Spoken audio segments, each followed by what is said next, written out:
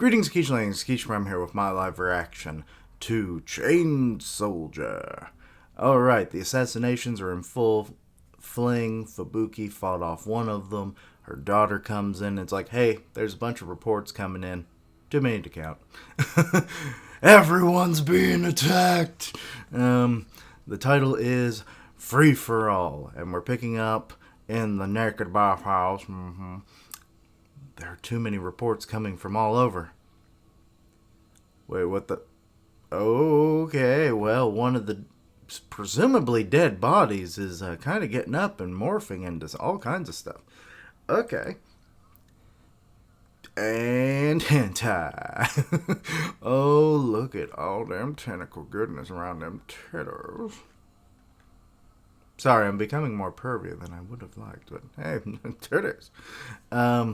Also, it's kind of weird that there's like tentacles coming up the tentacles. Okay. So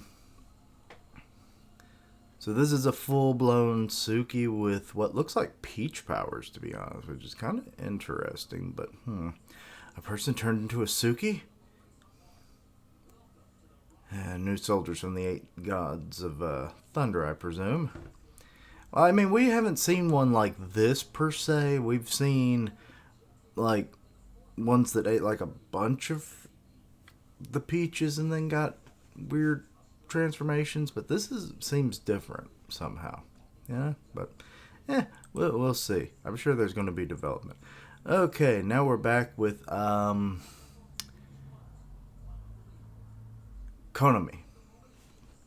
I forgot her friend's name. Okay, so they knocked down the one who's now getting back up, and the one you're really having to worry about is now in front of you. You're still able to move, and dashing with that cigarette, I feel like, would cause burns. But, okay, coming in from... What? Why are you getting knocked back now? Oh. Also, where are all the vines and stuff that were happening last chapter with your friend who had, like, a plant power? Well, here comes Yuki and Kyoka and I don't remember the old lady's name. Thank you for the backup. Konami taught us. So you pressed a buzzer alarm or something like that back there. Did she? I don't think so. I don't remember that. Here so soon? I haven't seen you in a while, Kyoka. Yumiji-san. So what, is this the previous division leader for 7, maybe? Because the old chief isn't really reacting, and I mean, surely she would be the one to know if that was the case, but maybe this is one of the people that taught her? What's your goal in attacking the Mato Defense Corps, Yumiji? How laid back, how long are you planning on acting like a mentor? Right now I have the power of the gods of thunder within me. Okay. So it's revenge you're losing your seat of chief to Kyoka. Oh. Right. I'm going to make Kyoka at the peak of her power taste defeat. Uh-oh. So it seems you're our enemy, Yumiji Shimomura. I'll take you on just as you wish in Mato. You think I'll go to Mato for every little thing? Uh-oh. Let's head to the mountains, then we'll be able to fight without worrying about the civilians. Then just flies the fuck off, okay. Whose power is that? I'm guessing it's Rin's. The evil Rin, or if it's Rin, I don't even know. I had wondered what you were up to after you left the Mato Defense Corps, but this... I do like the development that we're finding out more that she's seeking revenge because Kyoka apparently took her seat. Okay, but what was it that made that a thing? Was it because Kyoka was just better? Or was it evil machinations? Because apparently you turned to the dark side really fucking quick. Because I doubt Kyoka has been the chief for very long. I've received word that the Mato Defense Corps is being simultaneously attacked on multiple fronts. I'd say Yumiji is but one of those attacks. The 8 gods of thunder seem to be behind this. We'll defeat, Yumiji and then give reinforcements to the others. Roger. The police are here. Go with them, Ima-chan. Like the police could protect her. I mean, if they're the male kind. If it's female kind, they probably kick a lot of ass. Give that dangerous branch a beating. Consider it done. Aw, they have like Ginyu poses. Oh, that might become the thumbnail right there. Let's see here. Okay, still flying. And we're coming into the mountains now. Looks like I have all the prey I want in one place.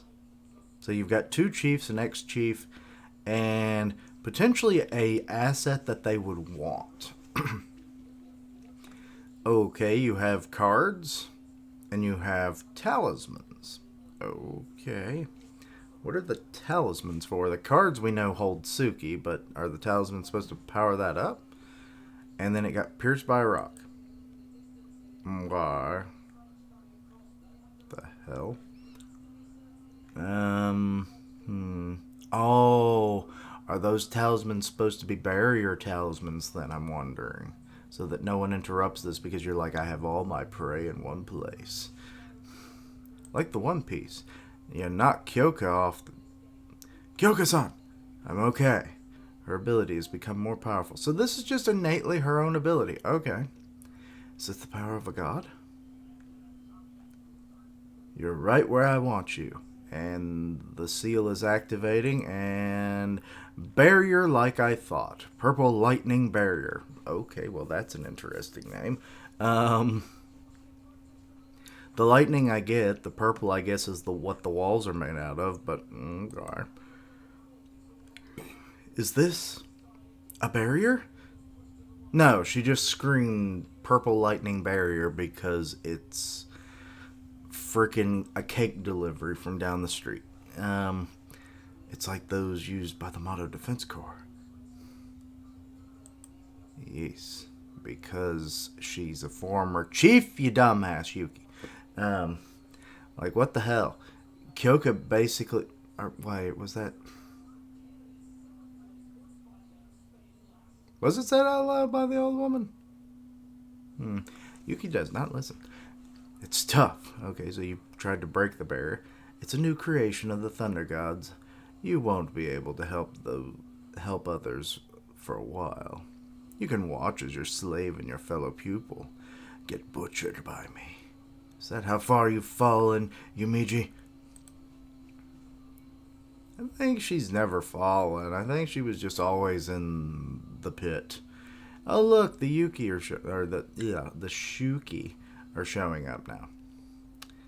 So take your anger out on those Shuki. Calm down, Kyoka.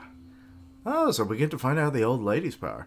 Let's quickly take them down so we can find a way to break the barrier. White mausoleum? Okay.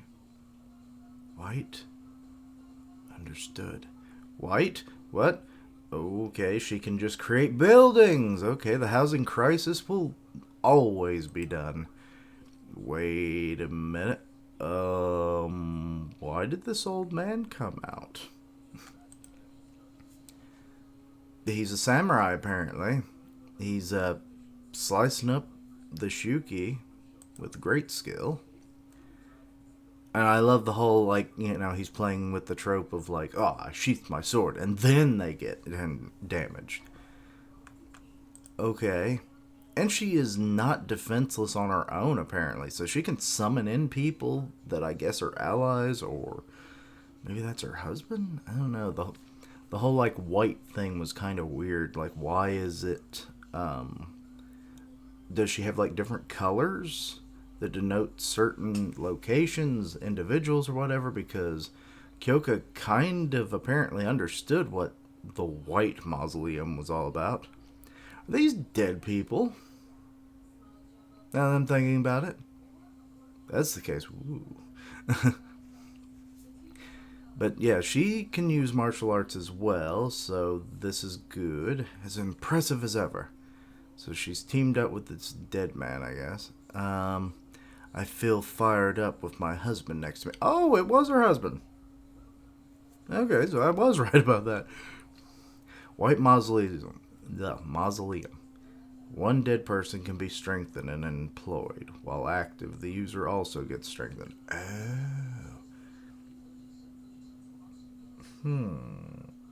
Interesting. So I'm guessing the more people you can bring back, the weaker they ultimately are?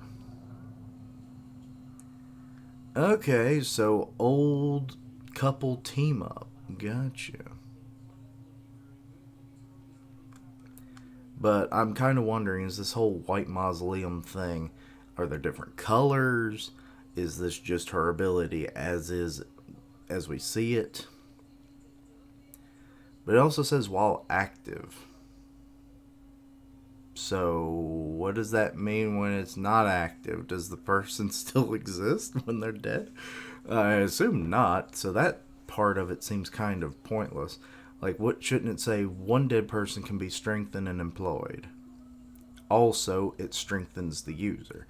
Like, that should have been how it read, because it does not read that way otherwise. It's like, while active, the user gets strengthened. Well, okay, well, I would assume if you're not using your powers, you aren't being strengthened.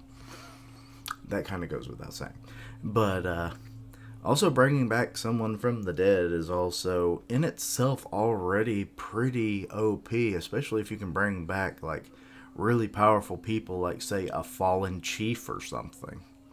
So, like, would they still have even their blessing abilities from the peach, or what? This is an interesting development. I kept wondering when we were going to get to see her power, but now I guess we understand why because she's like a 2-in-1, basically. Like, haha, I never fight alone, kind of deal. So, it's like, even when you think you've cornered me and I have no reinforcements, I can summon them. So, good reason for her to be a chief. But yeah, that's about all I have to really say about this chapter. Um, I actually had a lot of predictions right. Yay! Stupid. Then I got that, like, the whole barrier thing. Okay, that one was maybe a little obvious, but, a win is a win in my book. Um, but predicting that was her husband, that was just me like, hey, is that her husband? But I didn't know he was dead. The mausoleum thing might have triggered it, so,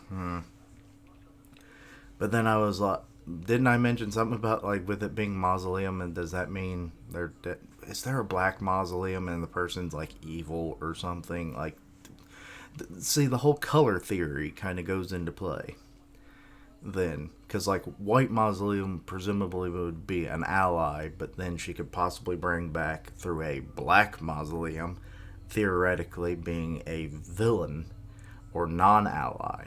So, And what are the limitations of how many she can bring back? Is this only one variant of her power? That, like I said, there's a lot going on with this. So, nice. But anyway, let me know your own thoughts and opinions on this chapter. Anything I misunderstood, please let me know down below. Check out my other content, see what you like, suggest things for the future. Links down below for all my social media so you can keep up with my content and have ways to contact me. I stream on Twitch where I do gaming, and I'll tweet out when I go live. Part of the One Punch Man podcast on Grim Reaper's channel, so go check that out. And as always, later days. And until next time, Quiche-lings, fight with your dead husband, but back to back, side to side, as in life you are in death.